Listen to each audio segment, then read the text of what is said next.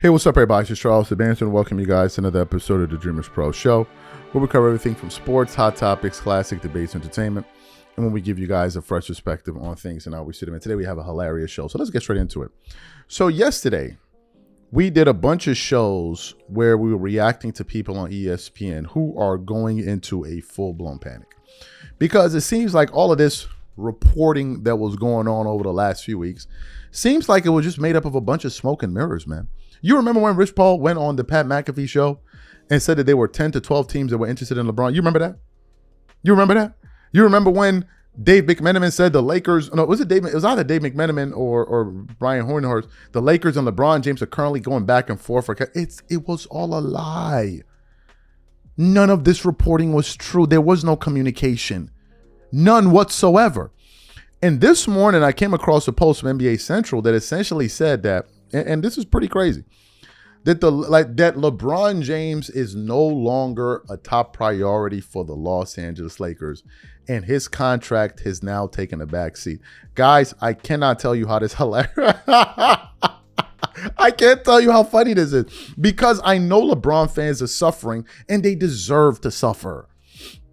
LeBron James fans deserve to suffer because no one talks more trash than this fan base. No group of people have taken more pleasure in seeing the demise of other NBA players like Russell Westbrook and others more than LeBron fans. So I have absolutely zero sympathy for them, and they deserve everything that they have coming to them. They have screwed over a lot of players on the path to greatness for LeBron James, and now it's his turn, and I love every single moment of this. I love it, and I hope it doesn't stop. But before I even get into this reporting here, today's video is brought to you by our sponsor, Prize Picks. It's a scorching sports summer, and you can make all your picks on Prize Picks. Women's basketball and baseball are heating up, and with big tennis slams and major golf tournaments on the horizon, you can make your picks for all these events and more all summer long on Prize Picks, America's #1 sports pick app. I think I'm going to get into soccer this summer with Prize Picks. They're offering everything from group stage winners to goals scored, and I'm excited to watch the big stars from countries like Argentina, Brazil, France, and the US and win money while doing it. What's cool is that I can stack game winners from soccer, NBA, women's basketball, and baseball on top of my player picks for even bigger payouts. And Prize Picks is available in all 50 states, including California, Texas, Georgia, and Florida. The entire summer of soccer is on Prize Picks, all 48 countries and every matchup. And if you rep your side during the tournament on Prize Picks, you could win a trip to the final in New York. It's the biggest tournament ever, which means there's even more opportunities to cash in while you root for your favorite national sides and global soccer stars. Download the app today and use code CLNS to get $50 instantly in lineups when you play your first $5. Download the app today and use code CLNS to get $50 instantly in lineups when you play your first $5. Prize Picks, a preferred partner of the NBA. Okay, perfect. So let's put up the post here from NBA Central. This one says, finding a big man has become the Lakers' top priority, with LeBron James's contract taking a back seat for now, per Jake Fisher. Then we have another one from Bleacher Report, which was published last night. The Lakers have not offered LeBron a contract yet, per Shams. There has been no communication between the Lakers, between James and the Lakers since negotiation windows open. So that's a lie from Windhorst and all of these guys. But now I want to get to this article here from Fadeaway, because let's talk about what all of this means. It says, Lakers' narrow offseason targeted 3 physical interior anchors. Let's continue on. The Los Angeles Lakers' search for a starting center has reportedly entered a new phase. After weeks of exploring virtually every option on the market, the franchise has narrowed its focus to 3 physical interior anchors who fit Luka Doncic's vision for the team. According to reports, the Los Angeles Lakers, LA is centering its attention on Mitchell Robinson, Kel'el Ware, and Miles Turner as Ron Pelinka looks to satisfy Doncic's request for an elite rim running pick and roll partner. The Lakers have spent much of the offseason evaluating both star level and value options.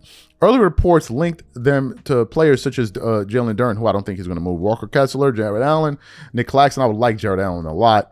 and Isaiah Stewart, but circumstances around the league have significantly reduced those possibilities. Now the list appears much more defined. Mitchell Robinson represents perhaps the most traditional center available. The Knicks are reportedly open to letting him go, making Los Angeles one of the logical landing spots. Robinson averaged 5.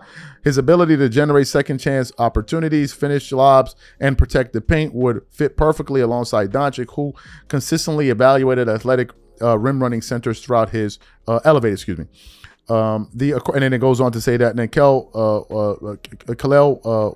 Ware offers an entirely different profile. And of course, we have Miles Turner, who I like.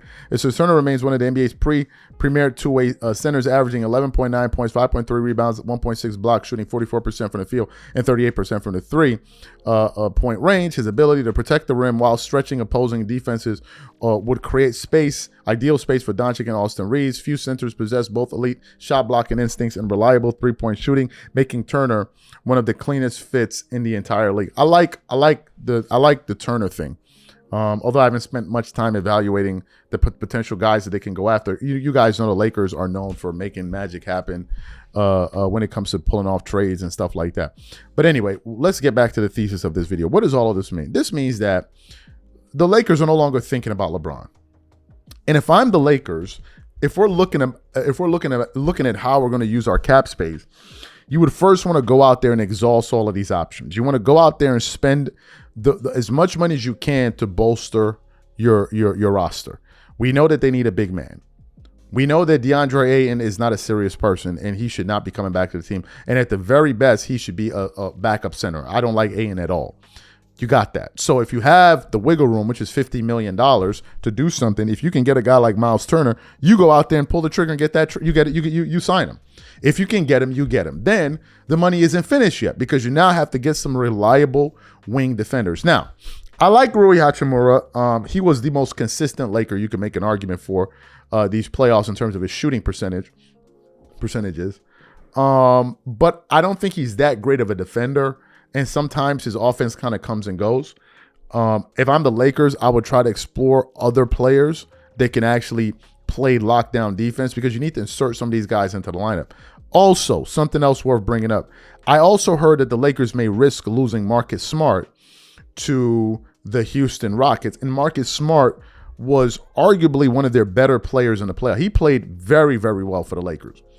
Very, very well. I like him. He's a glue guy. He plays defense. He makes winning plays. So if I'm the Lakers, you find a way to retain some of these guys.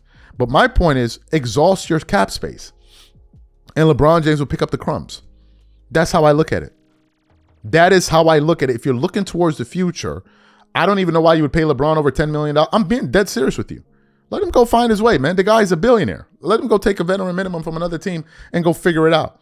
All of these people like Stephen A. Smith and all the blah, blah, blah, blah. The Lakers are not going to win with, like, what are you talking about? Like as if we haven't watched. Didn't the Lakers have a 2-12 record in the playoff with LeBron James prior to this last postseason? Come on, what are we talking about here? What are we talking about? And the minute they ran into some real competition, they got swept right out of the playoffs. What are we talking about?